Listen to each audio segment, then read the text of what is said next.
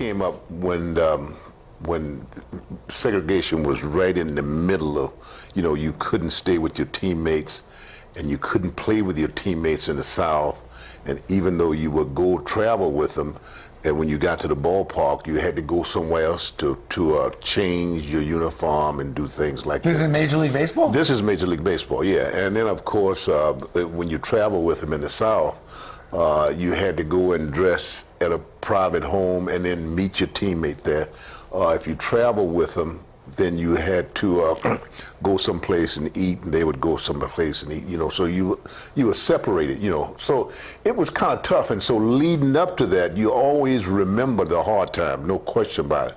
You always remember things like that, and then what you do when you get to the point where things are a little bit on even grounds, at least you think about, hey, I got to make sure that everything is all right. I got to hit the ball a little bit better than my other teammates. I got to do a little bit better than them in order to keep the stats and all this. So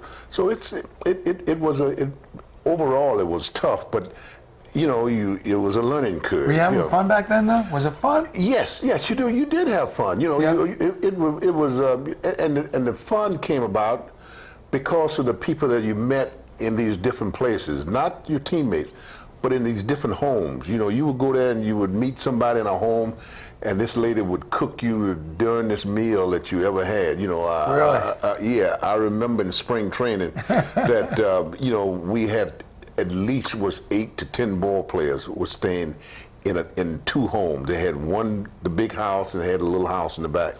And she would cook a meal for us, and then we even had our traveling secretary, Duffy Lewis, who used to come over and eat dinner with us, So you learned a lot from these people, you learned a lot, and you learned to, you sit down, and the thing was so that, I remember so many things in listening, talking to people like Andy Young, when he was saying that when the civil rights marches was in jail, was incarcerated in jail, they would take the women and put them upstairs and take the men and put them downstairs.